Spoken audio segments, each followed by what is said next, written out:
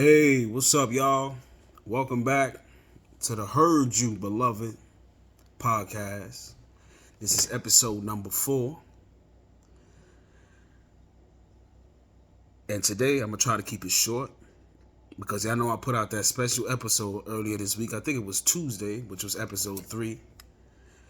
I'm trying to keep on my schedule of releasing a new episode only every 2 weeks. But like I said in that video, something came up to where I felt like God was basically telling me to make that video right then and there so I can purge and get something off my chest. But like I said, welcome back. As always, thank you for the love. Thank you for the support. Thank you for tuning in. But yo, hold on. Side note, y'all see my eye? Yo, I got this like slight pink eye situation. My eye been bothering me for the last like 3 days. This morning I woke up and my eye was like real swollen and red. It went down, but I don't know what it is.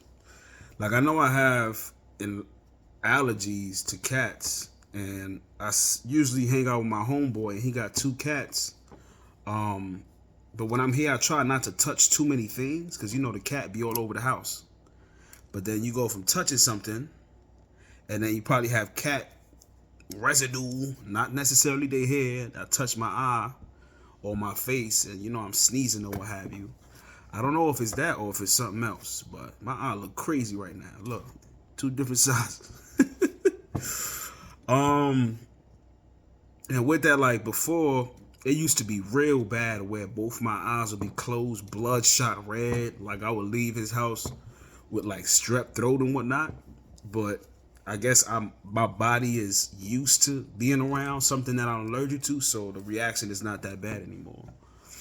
But usually when I leave here, I do have like a minor, like a slight cough.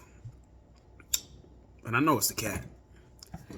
But yeah, that's besides the point, but let's get back to it. So, the topic of today is growth. Yeah, I know how I usually start this. I'm going to give y'all the definition, the Webster Dictionary definition, and the Urban Dictionary definition. Today I got my laptop here with me, so that's why I'm looking to the side just for this, and I'm going to close this out. That's why I kind of look light-skinned or lighter than usual.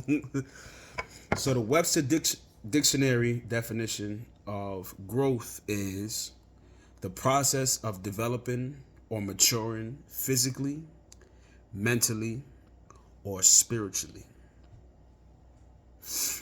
And the Urban Dictionary definition is to personally grow or to have growth is to...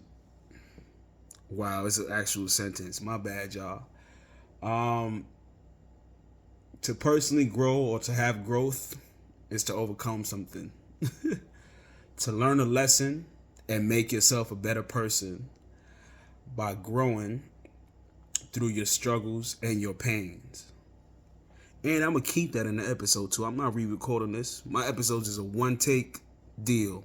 I kind of could have cut that out and, you know, just read from a certain part, but whatever.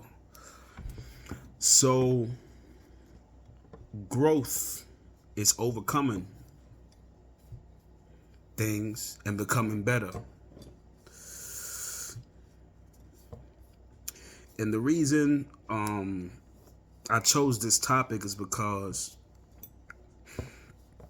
I've been watching a lot of different content, podcasts, interviews, and things of that nature where this topic or theme has come up a lot. Like in the recent week, I saw Kevin Hart was on $1 Million Worth of Game. Just today, I finally finished the Math Hoffa interview with Joe Budden and Queen's Flip. What else did I watch? Mike Tyson got interviewed on Angie Martinez in Real Life podcast. And just other flares of like information and just like those reminders and signs like growth have been coming up.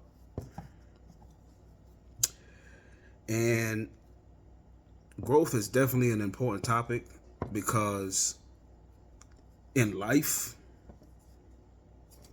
in order for you to advance or move forward, you have to grow. You don't want to stay stagnant. Um, and in these interviews and things that I've been watching, that's the conversation, right? Even with these people being celebrities and what have you, entertainers or what have you, they're still human. And that's a recurrent topic that you have to deal with in life, right? Growth, leveling up, becoming a better you. And for me,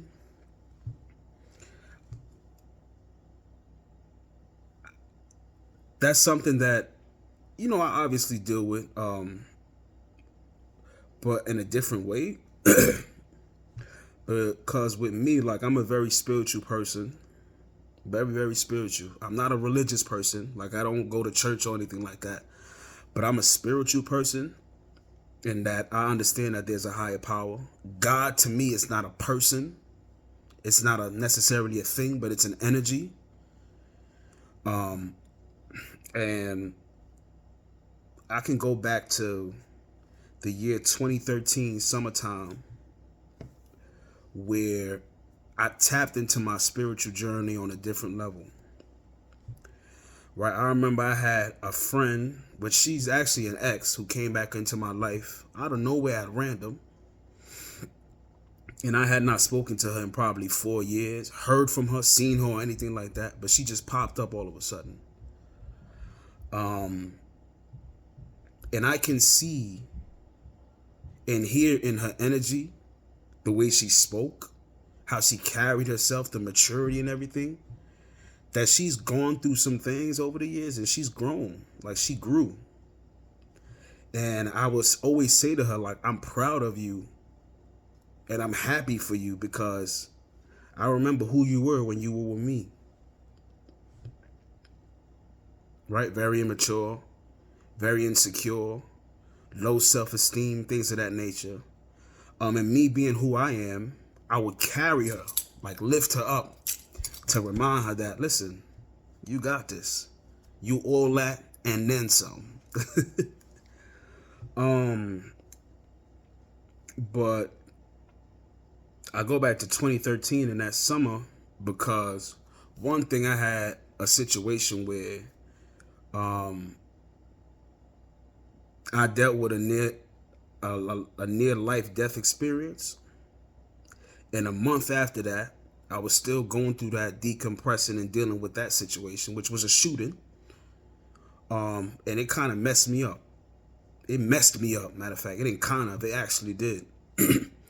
To where I dealt with a lot of claustrophobia, and a lot of anxiety around being around too many people in confined, closed spaces.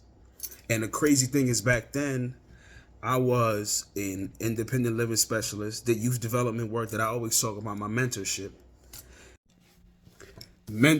work, where every week, twice a week actually, because I was a facilitator of 2 different type of programs. One set for young people between ages 11 to 15, and the other one from 16 up to 24, where I had to run workshops and be in a room with about 20 to 30 young people at any given day on those 2 days a week, where I had to be there for an hour, me facilitating something that I need to follow. But also in the back of my head, I feel mad claustrophobic and like things are closing in. So I managed that where people really didn't notice it. So I give myself kudos to that. But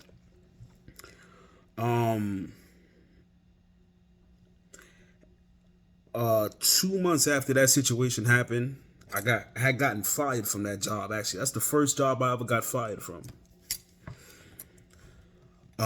Because just life happened. I had that incident. I was different mentally. I was dealing with that. I didn't really expose that to anybody except, friends or coworkers, but I didn't bring it up to the higher ups to let them know, like, mentally, I'm dealing with something that's real serious. And after that, I took a break from getting back into that workspace, that type of work, probably 6 months. And it forced me to look at life differently, obviously.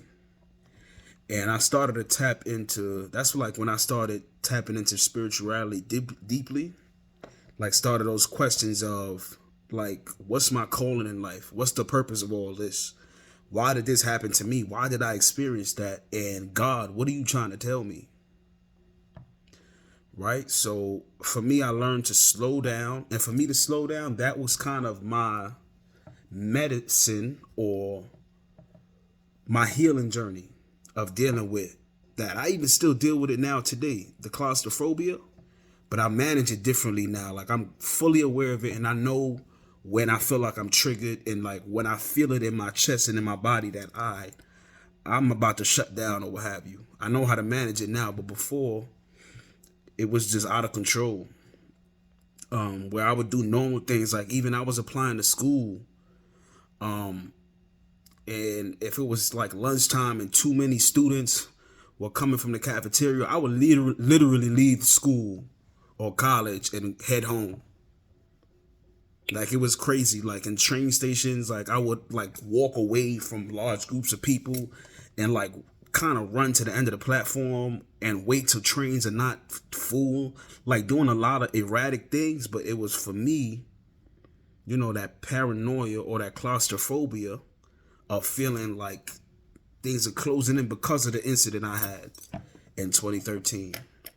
But like I said, over time, I learned to manage it. And with my spirituality, which is, let me get back on track, meditation, yoga, and fitness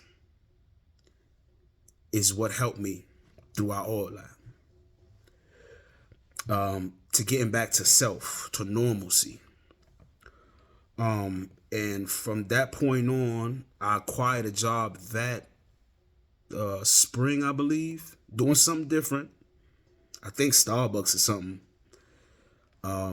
which is out of the ordinary because I had done youth development, case management, social work stuff for probably 5-6 years straight.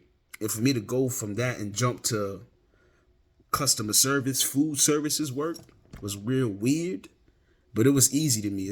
I transferred over the same skills, you know, interpersonal skills or what have you, dealing with people, helping them out, asking questions and things of that nature. And I slowed down. And eventually I got back to returning to that agency that had fired me. Because I eventually started a new mentorship program with, you know, other people who were once my mentors, but they needed me. They wanted me specifically to start that program because they were aware that, you know, I'm great with social media, campaign management. I'm great with program development. I'm great with connecting with young people, and I'm great with, you know, bringing different people to different programs, referrals and things of that nature. And I'm well connected in that area. Right.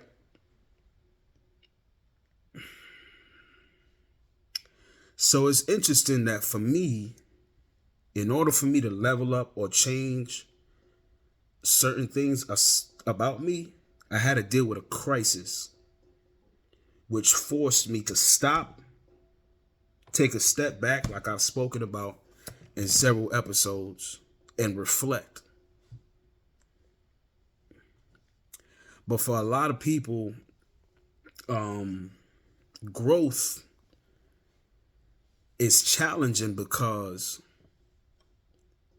you have fear of the unknown. Like you don't know what's ahead of you in the future. And a lot of people oftentimes overthink because they want to be in control of what's coming for them. Meanwhile, what you're supposed to do is surrender to the process of you getting from point A to point Z and go through the journey, not trying to control everything and just stop trying to control it all and just let it flow, let it happen, let it come to you. Right? You got to let the universe come to you. And pardon me, I got a Band-Aid on my finger. I split my finger open by my thumb being too aggressive. I was opening the door and I cut my finger. It didn't hurt. So that's what you see there. But Yeah, you have to surrender to the process to get to becoming a better you. It's not easy because humans or human nature, you usually want to, you want to be prepared, or you want to have an idea of where you're going. But in order for you to move out of that or level up, you got to surrender, let all that go, all that anxiety, that restlessness of damn, I don't know how this is going to work, or questioning everything, and just let it flow. For me, that's very difficult. That's difficult because I don't know if it's an ego thing, or it probably is an ego thing. But over the years, I've learned to stop doing that. Because one, it puts me at ease with me just surrendering, saying, listen, God, take the wheel. Because God knows the answers. God is the one that controls all this. You don't control anything. Your life was already written before you got here. Everything in your life happens for a reason. Once you understand that and process that completely, you'll be better for it.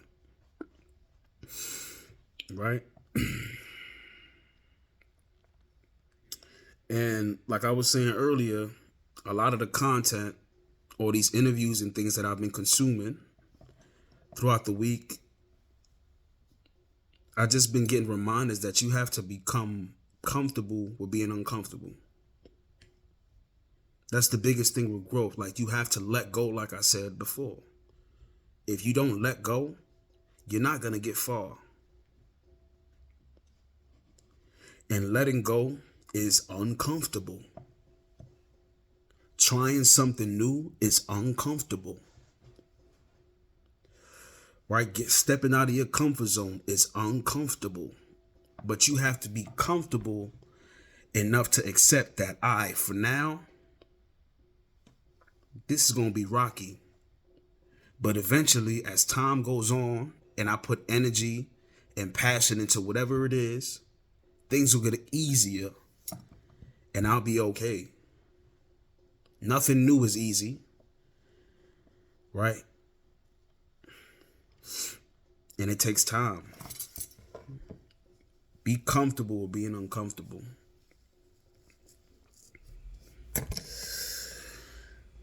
And again, I'm looking at my notes. That's why I'm looking down. That's why I'm a little bit more organized.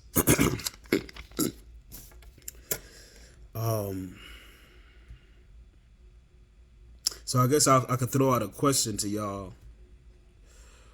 What's one thing? No, matter of fact, if given the opportunity, would you give up everything that you know, your job, your family, where you live, where you go to school, your friends, your family, or what have you, to leave where you're stationed at now in terms of life and living, to move somewhere and start over from new? Would you be willing to do that so that you can actually level up in life? Because I'm asking that because I can think about a good handful of friends and family who were born and raised here in New York. For whatever reason, they left New York. And the minute that they, left this city, everything they can think of happened for them in a good sense.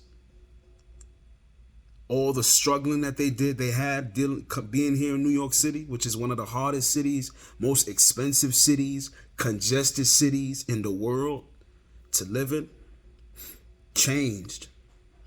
Where I know people that moved to South Carolina, North Carolina, Texas.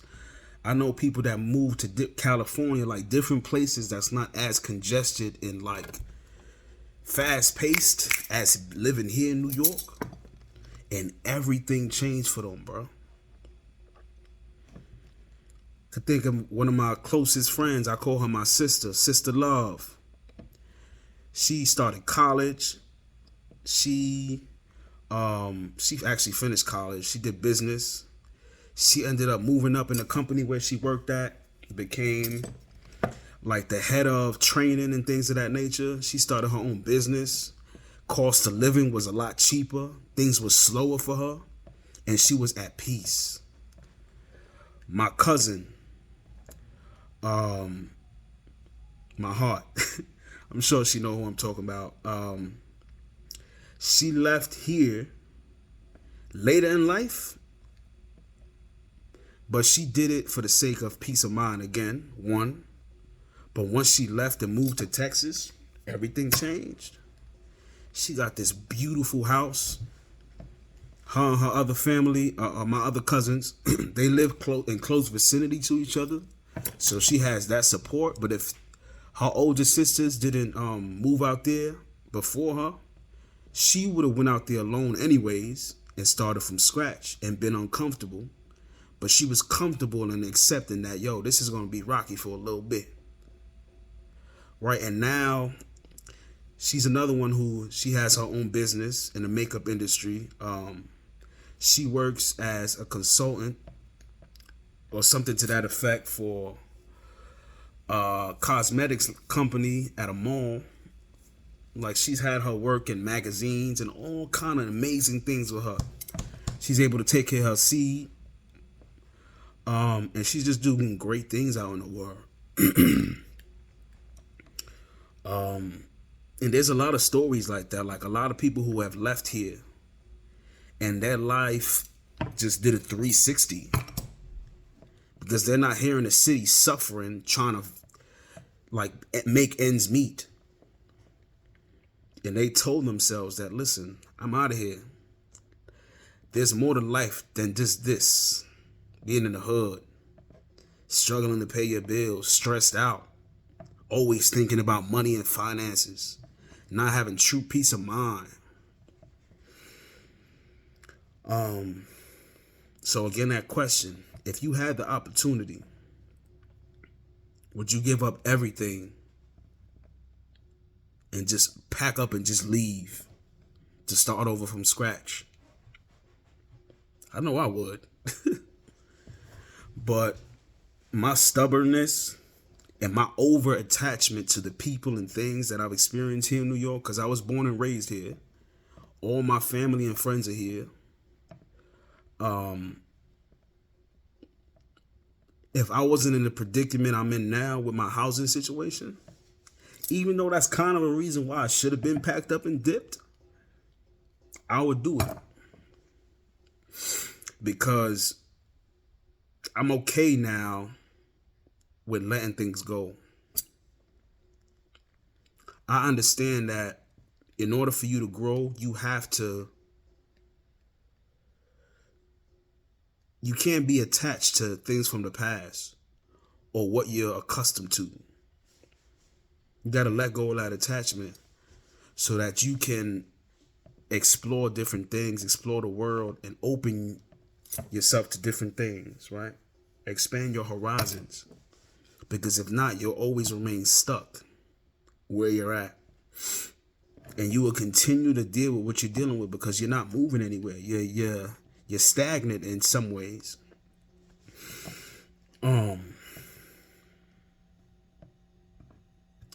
But change is a beautiful thing. It's a good thing. And in order for you to level up, you must let go. You must let go. And that's even people, right? Because I think when trying something new or like making a change in life, people oftentimes, they always think of the people in their vicinity. Oh no, my family. Oh no, my wife. Oh no, my kids. Oh no, my this. Oh no, this person, that person.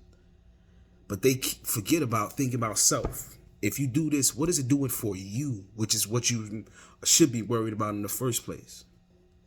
The choice is about self and how self will progress or advance, right? It's not so much you only like you being so caught up in thinking about these people, because if you continuously think about the people in your life, you'll talk yourself out of missing a great opportunity. You'll talk yourself out of blocking your blessings. Right? And I feel like I'm having an epiphany. That's why I keep looking down like, wow.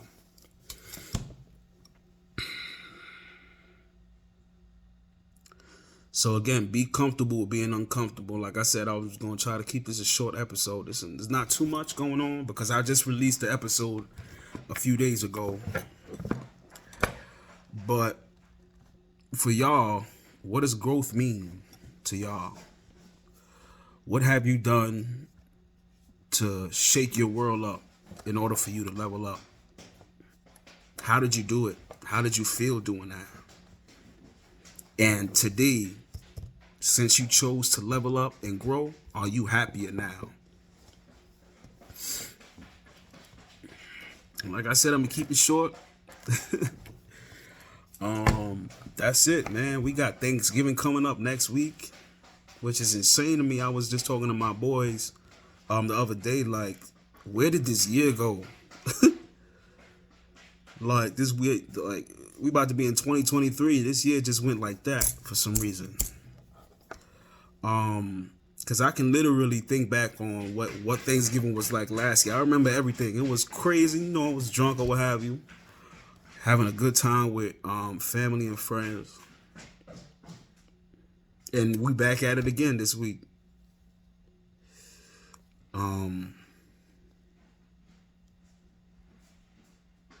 I guess they say time moves fast when you're having fun or enjoying yourself. And that's probably what it is for me.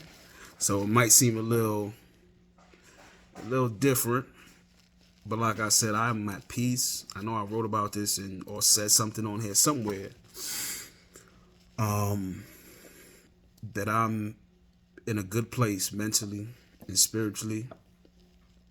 I'm at peace. I'm happier. I'm clearly smiling more, laughing more.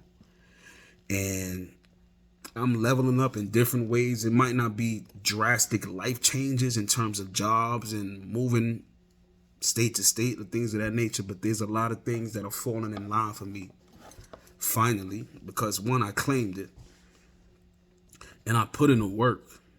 Like I put in the actual work to get here.